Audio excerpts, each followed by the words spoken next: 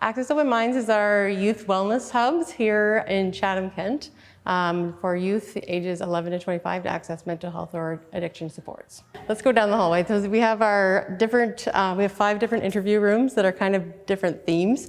So it's just really just the ideas from the youth that of like relaxing spaces that they'd like. So relaxing and welcoming. Yeah. So different like we have a tropical beach room. We have a cottage themed room. We have a movie themed room. So over here is our a staff hub. We all work in one room from different organizations around Chatham, Kent. So we have our peer navigators who are our first line of contact with people to kind of assess what their needs are and what they're wanting support for.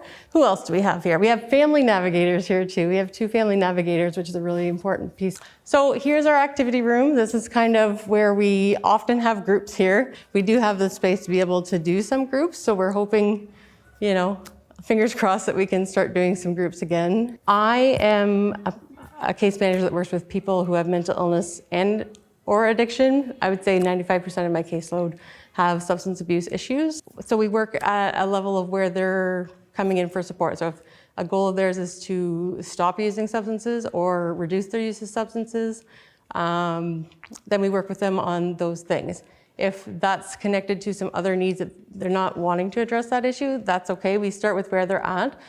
A lot of times, I would say with youth in particular, there's regular experimentation, there's regular use that seems to be a norm based on their peer groups or what they have been exposed to. So it's not that we have to work on that, but identifying how those other goals may be difficult to achieve without having that is just a discussion we have over time and give options on how they can make changes or we can support them in making any changes. So the Chatham Kent Drug Awareness Council has published a website with all kinds of different resources on it. Mm-hmm. Where would they find that?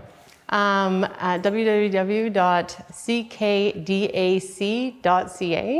And we have all sorts of resources there for people who are using substances, family, friends who are trying to help someone with substance use, service providers. I do feel like stigma is a big reason that stops people from accessing supports for mental health and or addictions earlier than would be helpful for them. And I think there's a lot of stigma with people who have mental illness on its own. There's stigma with addiction on its own. And then you also have the combined addiction and mental illness. It complicates that and there's even more stigma. I think if we can help people to understand that there's things that they have control over to change, and there's other things that we don't have expectations to change, but we can treat some things.